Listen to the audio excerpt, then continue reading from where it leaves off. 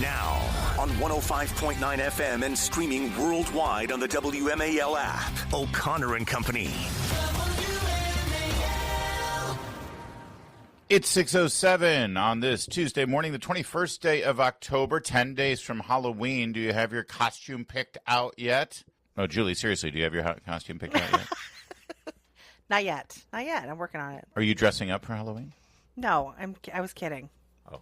Are you? Well, no, of course not. I'm adult and straight. Right. Well, you would not believe the number of women who dress up for Halloween. You know, the only reason why a straight adult male should dress up for Halloween is if their hot wife asks them to do like a co-costume with them, right? Like, yeah, right, of course. Like Meredith can dress up like a sexy bee and I'll be the beekeeper, you know, that kind of thing. But I've been invited, a neighbor who I don't know on our block has invited everybody to a block party. He said, bring your Adirondacks. I'll come, said we'll do a bonfire in the front yard and we'll have all the kids come by and they'll just trick or treat on our front lawn. And I'm excited about that, except for the fact that most of my neighbors don't know who I am or what I do. And this could be a terrifying moment. Well, my tight neighbors, like the ones that are directly next to me and across the street from me, they do, and they're all on board. But I once made Darren dress up as C-3PO, and I was R2-D2. No, and he hasn't quite recovered from that. Oh, he like kind of hates Halloween. I ruined it for him. We should do a segment about the most humiliating Halloween costumes that wives make their men wear. I'll post a picture of Darren. Was this when you had the boys so that like they were characters from Star Wars? Oh, they were all you know, Anakin and they were all My ex made me do this with the kids and it was just humiliating. The only time it was cool was when I got to be Captain Hook and everybody in the family was a character from Peter Pan. And you did Captain Hook is cool. But there's a whole string of humiliating Halloween photos of me over the years. I think husbands really do get roped. I mean, Darren was really not happy to be C-3PO. He was in all gold. Kids. Yeah. Why didn't you let him be Darth Vader? I don't think he just said, fine, I'll do it. Just give me my costume. I should have, but I was R2-D2, so I wanted to be the two droids accompanying Luke Skywalker and the other Jedis. Do you understand? Okay, you have to understand how men think. Okay, we're gonna have to move Karine Jean-Pierre down a segment. We're gonna get to Karine Jean-Pierre's media day coming up in a moment. She had a rough day. We're still working on all the audio anyway, so it's fine. We can take our time on this. It's fine. Yeah. Okay, so when a wife goes to a husband and says, "Honey, I've got an idea for Halloween. We're going to dress up in Star Wars characters," you have to understand that the only appropriate next thing for the wife to say is, "And I'm going to be Princess Leia." Right, but there could be the white gown, but then there can be when she's a slave. That's more what awesome. Every man wants to. No. Every man, here's what every man wants. Every husband specifically. Is that a lightsaber in your pocket? Every husband wants their wife. All right. All right, that's a little loud. We're good with John Williams for a mile there. Yeah. You want the wife during trick or treating or the party or whatever you're doing to be dressed in the white gown with the black things, right? And then when you come home. Oh, stop it, Larry! It's a family show. Underneath, you've got the Jabba the Hutt slave girl costume. That's what don't. And so wait, so you say to your husband, "I've got a great idea. We're going to dress up as Star Wars themed with the kids." And he's like, and here's the best part: I'm going to be R2-D2, the little dwarf droid that is literally shapeless. No, actually, it was a cute little mini dress. It was. I'm gonna. Oh, so it was sexy R2-D2. I do like the phenomenon that every single costume out there is a sexy version, a slutty version of every possible costume. And honestly, in my neighborhood, women just wait. They wait every year for that one, so they can walk out. It's like because they can't be like slutty at school pickup, but they can on Halloween. So you've got all these trampy housewives walking around in their little kitten outfits. They all look gross. In your neighborhood, they're dressed like slutty Zoran Mamdani. No, seriously, every angry liberal woman who's like super feminist is like, "Oh, it's Halloween! I'm gonna like wear half my clothes. This is Alexandria. These are Alexandria leftist women. They're like, I'm so uptight all year, and then Halloween comes around, they take it all off. Like, suddenly everybody on your block is a nurse in fishnets. Yes. But of course they all post on Facebook. I'm just outraged. I went to one of these Halloween shows, and they have 3 choices for women: beer wench, tramp. Like, they list off all the trampy things, and then they're like, I guess I'll just take the beer wench costume. I'll just take the sexy cop. Yeah. I mean, can't they have a real cop? Why can't they have a normal cop? No, it's all sexy. And then they're thrilled to put it on Halloween night. And then tomorrow they're defunding the cops. But on Halloween. Meanwhile, I'm like, where's that R2-D2 costume? Oh, my Lord. Oh, that's rough. I feel, once again, as usual, I feel sorry for Darren. Nice. Your husband for not dressing like everybody. So mine, since we're into it, we did the Peter Pan year was pretty great. My ex dressed as Wendy. Oh yeah. Mm-hmm. I was Captain Hook. Our son was Peter Pan. Cute. We had a Tinkerbell, of course. Oh, we had Tinkerbell, and we had this is before EJ was born. So there's just the 3 kids. Our son was Peter Pan. Quinn was the Indian girl. Wendy. No. Tiger Lily. Lily. Well, I almost said Pocahontas because here's the hack. You just buy the Pocahontas costume from the Disney store, and immediately it's Tiger Lily. It's amazing how that works. And Veronica was Tinkerbell, and my ex was Wendy, and it's like, excuse me. So once again, I had to inform my ex, you're to be Tinkerbell. That's what every husband wants. Of course. Husband. Please, thank you. But now she's like, no, I'm going to be Wendy. I think she may have been pregnant at the time, so I'll give her a break. I gotta say, my favorite Halloween costume dress up, and you'll appreciate this. Carrie Lucas, who is often on the show. Yes. This is when I first met her. They had a big Halloween blowout at their house. They do. They go overboard with their parties. Yeah, they do. And they're great at it. No. And there's always a theme. Family. There's always a theme. Love anyway, it. So they had this big blowout, and I remember Aaron was a knight, like a medieval knight. Oh, yeah, sure. And so going into the party, I assumed Carrie would be like the sexy princess that he's going to save, right? Yeah, so I that's walked what in, I would assume. and she's wearing some weird, and I'm like, what are you? And like, it was just, it fully covered everything. And I couldn't quite make out, but it had like a spiky spine.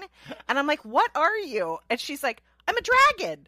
So I love that Carrie, by the way, who could carry off the trampy costume. Yes, she could. If I can just objectively say, yeah. Yes. And I was like, I look at my husband like, I would have been the princess. If I look like Carrie, I would have been the princess. But anyway, she kind of missed an opportunity. I'm the dungeon master. Well, who knows what goes on in people's marriages? I mean, I don't think it's any of us to judge one way or the other.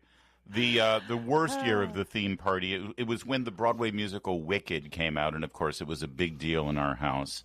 Yeah. And so we adopted Wizard of Oz costumes and just said, oh, well, it's Wicked. Sorry. So, yeah. And because my oldest daughter, who works in theater, was obsessed with it, so she was Elphaba, and Veronica was Glinda. It was always the 2 of them. The oldest girls were always in in those costumes. And they made me the Cowardly Lion. And it was, in fact, the most humiliating thing I've ever. And that's it. That was the last time Daddy dressed up in the theme costumes. Daddy's done now. Daddy's done. Daddy's going to stay home and watch the football game and pass out candy. So there you are. And you don't have a theme this year, is what you're saying? No. The last one we did it was adding to the my problem with choosing sexy costumes. My husband is constantly disappointed. I made us go as Where's Waldo and like the female Waldo, and nothing like putting a woman with my shape and horizontal stripes. Darren was like, we're done. So female Waldo could be hot with the stripes red and white horizontal stripes on no, not good. So anyway, he's done. He was like, he's done. He was like, Meanwhile, in our show prep document that we all share, our executive producer, Heather Hunter, has inserted photos of families successfully carrying off all of the looks that we have described here. And yeah. And meanwhile, they pale in comparison to. No, I'm going to post mine. Mine is good. It's R2D2 and C3PO. Oh, sure it is. And All right, I'll Kids try of to find Jedis. my Captain Hook, and then we'll. Okay. All right, but I do like the family that dressed up as the Ghostbusters, and Dad got to be the Stay Puft Marshmallow Man. Yeah, that's pretty good. That's good. Fantastic. It is 6:15. WMAL traffic and weather. Oh, there's Sexy Waldo. That was not the one I wore. Nope. Wow. Nope. Those are some Daisy Dukes on Sexy Waldo. Let's go. And the thigh-high red and white striped stockings. All right. Yeah, no, that's not what I look like. This is a reason for Halloween. Sorry. Jamie Whitten in the Hadid Carpet Cleaning Traffic Center. Do you tramp it up there in your Halloween costume? Were you the princess, No. Jamie? No, I don't tramp it up. No, thank you. WMAL, making sense of the news. Live from the Home Paramount Pest Control Studios. Home Paramount, the leader in pest control since 1939. Your next $1,000 could be one text away. It's $5K a day on WMAL. All right, Karine Jean-Pierre, which would be a fabulous Halloween costume, by the way, this Halloween. She is on her book tour now. Remember, when she announced her book, she announced that she was disavowing the Democrats. She's going independent. In fact, the name of the book, if I remember right, is Independent. Okay. Which means she's a woman without a country now. And now even the Democrats can turn on her. See, they used to prop her up, and they would, do their best to try to make excuses for her, even though she was, in fact, the worst White House press secretary in modern history. And so now she's trying to sell her book, and she's telling all, sort of. She's also still standing by her man and standing by lies, which is all she's known for. I mean, explain something to me. Why would you buy a book from somebody whose main claim to fame is constantly lying about reality, about what we saw before our very eyes with the Biden presidency? We had 4 years of a cover-up. 4 years, probably longer than that, because, he was also Obama. You can question his mental abilities during when he was VP, but you had 4 years of just insulting lies from this woman. So this isn't sort of a spill the tea, gossipy book. No, this is just an extension of those galling lies that we all had to sort of endure. Yes, when Jake Tapper is more truthful in a book about your presidency than you are, you know that you've got a problem. So here she is. She goes on. So here's how she rolls it out yesterday. She had CBS This Morning, their morning show that nobody watches. And then, boy, it went nowhere but downhill from there. Her next big hit was on Tim Miller's Bulwark podcast. Ugh. And Tim Miller was having none of it. Listen to this exchange, cut 5. We did have legislative wins. Sure, and but he didn't talk about him that well, though. He couldn't talk about them. He wasn't campaigning. No. Wait. First of all, he did talk about them. Whether it broke through or not, he did. Tim, he did talk about. I mean, he talked way less to the press than Donald Trump does. Way less. And he wasn't out there at all. He wasn't good off the cuff. He wasn't doing press conferences. Let's just be real. Like, he didn't do paid events. Tim, that's not true. Tim, you're conflating all of it. That's what you're doing. No, you're telling me he didn't talk well about it. Then you're telling me he didn't talk at all. He didn't do either. He didn't talk very often, and when he did, it wasn't very good. He sounded very old. Maybe you weren't paying attention to what we were doing at the White House. But I paid attention. I'm with you on the policies. I'm talking about his performance. The president spoke to the American people a couple times a week. He traveled and did domestic travel and talked directly to the American people. So Miller is saying he didn't talk to the press as much as Trump does, and she said, "Hey, he talked to the American people a couple times a week, and it was scripted." And did you notice when he kept arguing with her, saying, "Well, you could just be real," which was my favorite part. Yes. I mean, Tim Miller, thank you, just be real, be like a regular human being. And her response was, "It's because you weren't paying attention." That was the whole thing. If you don't notice how great we are, you're the problem, and that's the communications director. And that's right. And how? I mean, it really is astonishing, sort of how I do actually think she's in some sort of state of denial. Like, I think she is so deep in it. You know how they say, like, you start to believe your own lies. Because if she did say, I feel bad now, but I think we did kind of cover. I didn't realize that. I mean, there's all sorts of ways where she could come off as real and truthful and still kind of hedge, but she doesn't. She is so deep in it, Larry. It's kind of amazing to watch that level of denial. Well, some would call it loyalty, I suppose, or blind loyalty. But it's either way, it's gaslighting and it's lying, and it's not a great characteristic to have if you're trying to get a job as a spokesperson, right, or as a communications director. Can I also say I did not even recognize her? Well, I thought he was talking to Beyonce. We've got more on this and her disastrous appearance on CBS Mornings, but yeah, what's up with the hair? She had one trademark look, and that was the mop top, Raggedy Ann sort of sideshow Bob curly Q hair. And for the rollout of her media tour, she's done away with it. She's straightened it all out. I'm just trying to figure out which look was the appropriated one. We'll dive into that a little later at 6:23. Coming up, more on KJP's disastrous media tour. Keep it here, 6:30. WMAL FM, Woodbridge, Washington, a Cumulus media station. Making sense of the news. News Talk 105.9. News now. O'Connor and Company. 6:36 now. It's O'Connor and Company here on our 10-day away from Halloween special. Is that a thing? Do you have a 10-day away from Halloween special? Well, we do. Walking down memory lane with some of our favorite Halloween costumes. There's our afternoon drive host, Derek Hunter, as Jason from the Friday the 13th movies, chopping off the head of his then-girlfriend, Heather Smith, our producer, now Heather Hunter. That's terrifying, actually. And you married him, huh? Wow. And yes, we have now seen the pictures of Darren, Julie's husband, dressed as C-3PO, and I have never seen a more humiliated man in my life. How miserable. You look fabulous as R2-D2, by the way. I take back everything I said. It's very cute. You were really into the eyeliner back then, weren't you? Woo, man. It was a costume. We are going to post a whole series of our favorite Halloween costumes there on our social media so that you can all see it.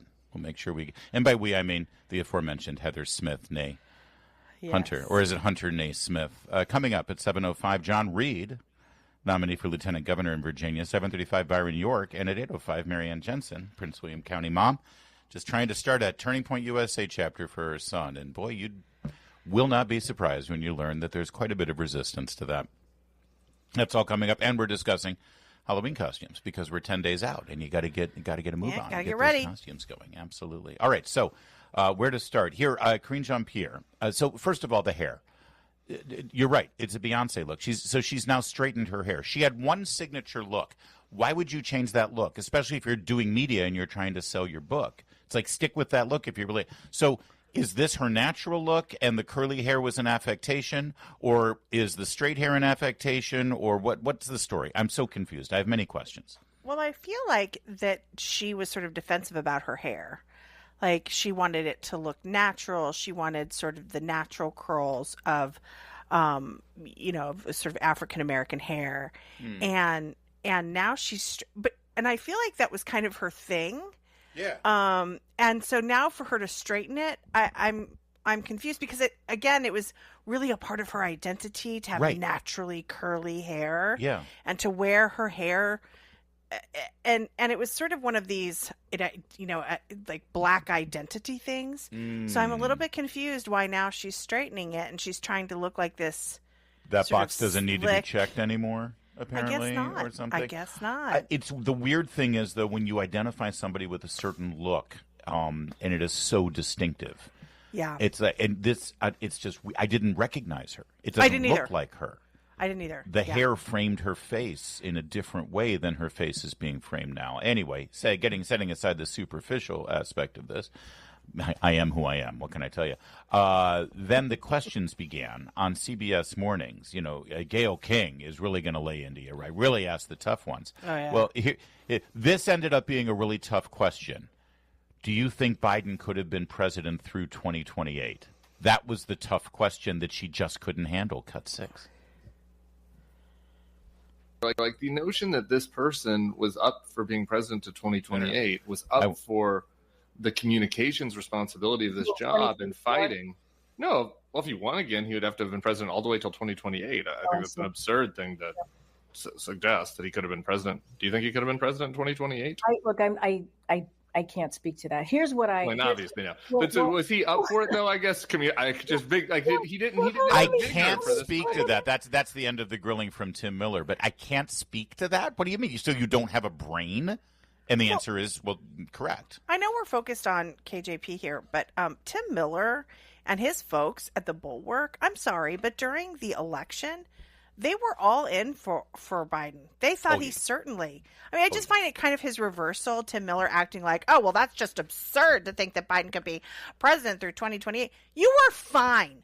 You were all in for Biden. So, I mean, I know everybody's like, oh, my gosh, Tim Miller is actually acting reasonable. Seal claps for Tim Miller. He is so duplicitous because he, again, was 100% in all the way for Biden, campaigning hard for Biden. So this just sudden, like, oh, no. Anyway, just kind of, well spotted. You're correct, and I'm hardly giving seal claps for him. I find the whole thing a fascinating sort of display of hypocrisy, lies, and everything that Bill Kristol has built. Here's Cut 7, CBS Mornings. The apparent decline of Joe Biden. You said you're a member of the inner circle and you never saw the decline.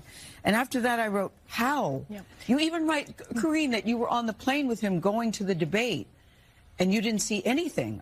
Well, when we were on the Air Force One going to the debate, you got to remember his campaign people were on the team, his family was on the team. I actually was one of those rare trips that I didn't really see him until after the debate, even though I was on the plane. So really, I want everybody to know that I take this question incredibly seriously. I do.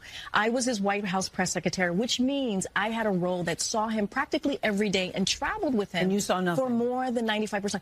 We've always said, we're not going to say, oh, he didn't age. He aged. And he poked fun at it. We always owned up. And with age comes what happens when you get older. Which is? But when we talk about the mental acuity, and again, I take this very, very seriously. Yeah. I never saw anyone who wasn't there. I saw someone who was always engaged. I saw someone who understood policy, pushed us on the policy, and also understood history. And there were times, I'll tell you the story, there were times where he would call me into the Oval Office, and I would be like, oh no, because I knew whatever he was going to ask me was going to be direct, was going to be about a story he read, about how we're pushing back, how we're pushing a message forward. All right, so she's standing by her man, and I got to give her some credit for that, I suppose. But I do love, she's telling an anecdote here where she's revealing that she was terrified because she was about to be outwitted and mentally outmatched I know. by Joe Mashed Potatoes for Brains Biden. Honestly. I just don't, why do you say that out loud? She's decided, she has, no doubt discussed how she is going to approach this, discuss this with experts. Oh yeah, this is a strategy, man. We are just going to double down on this. But you're right. It shows she's either lying or she's truly stupid. And it's I don't know which one it is. It could be both. Could be both. Could be both. All right, so first it was Tim Miller at the Bulwark, and she didn't survive that. Then it was CBS Mornings with Gayle King. She didn't survive that. Coming up, Karine Jean-Pierre. She goes for the trifecta. Stephen Colbert. Just wait. It's 6:43. WMAL's Vince Colonnese. Weekdays at noon on 105.9 WMAL. Making sense of the news. All right, so you have trouble answering questions from that stalwart, respected journalist Tim Miller on the Bulwark podcast. Then you stumble around and look like a lion fool with Gayle King and the team there at CBS Mornings. End the day, though, with Stephen Colbert. You know you're going to get treated well there. I mean, right? It's not going to be an interview. Oh, it's going to be like a foot massage from Pulp Fiction. That's how it's going to be. All right, so let's hear how it went with Stephen Colbert. I saw a guy who I had not seen backstage at the benefit that I did. It seemed like a dramatically different person. And at 81 years old, that's not entirely unexpected. You can imagine why people got so worried. So, a couple of things. I got to see Joe Biden almost every day. and this is a question that I take very seriously. No one has ever said he hasn't aged. No one ever said that. He would make jokes about it. He would acknowledge it, and he would say, yes, I know I don't speak this as well as I used to. I don't walk as well as I used to. No one is saying that he didn't age. I'm talking about, did he have the question that I was getting, the mental acuity? Was he able to govern? And the man that I saw nearly every day was someone who was engaging, understood policy, and was always putting the American people first. Was Dr. Jill in the audience? Was that... Exactly. There's like one person. He could govern. You can hear the pattern here, though, Larry. You can hear the memorized talking points, right? We've all had to do this. We've all gone on news programs where we sort of know the issue. She said, I take this very seriously. Oh my gosh, it's like it transports me back to her at the podium. She was so irritating. I take this very seriously. And then she says, no one said we've heard, you can hear the repeat. No one said he wasn't aging. Right. No, he would laugh about it. Yep. You can hear the talking points that have been studied and memorized. Here's what's really fascinating, and what I really want to point out here, because it's Karine Jean-Pierre. We don't expect much. We all saw it. We called her out for it. We recognized that she was a lion, as Chris Plant would say, Sacagawea.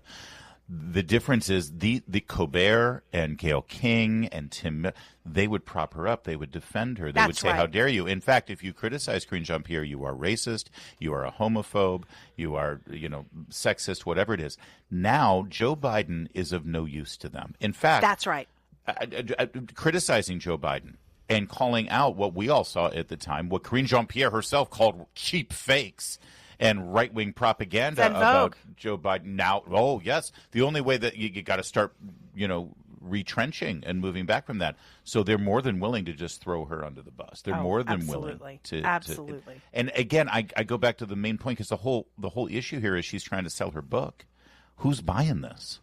Ugh. Who is buying this? Again, you don't buy these. Even like Jake Tapper and that other guy, Thompson, whatever his name is. Alex.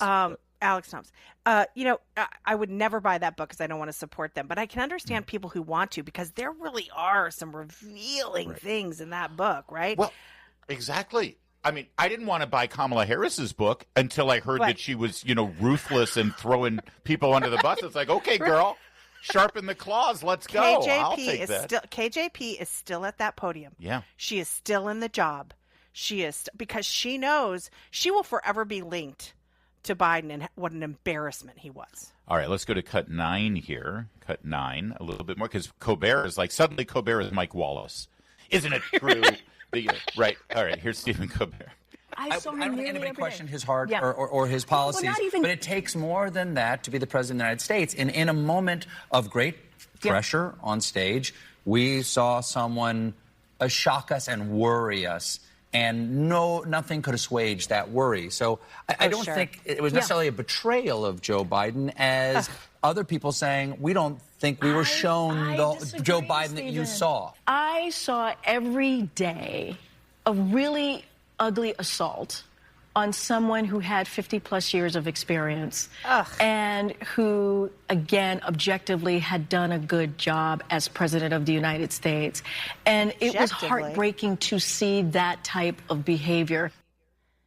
The nerve of this woman. First of all, can you believe Colbert with the, nobody questioned the heart of his policies. And is it, we saw someone shock his worry and nothing could assuage that worry. I don't think it's necessarily a betrayal of, it was just the hedging. Oh, sure, he was pushing back barely.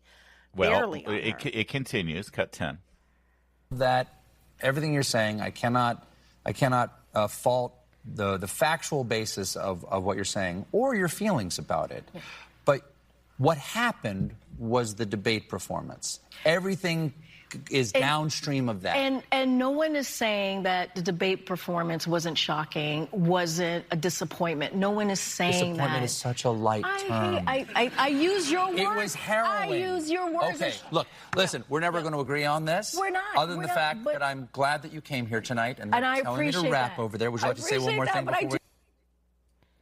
It's just it's horrible. It's ugly, and it's a wonderful thing to observe. I'm so glad you came here. Listen, you're never going to agree on that. She covered for a dementia patient in charge of the country. Oh, She the nuclear covered triad. him.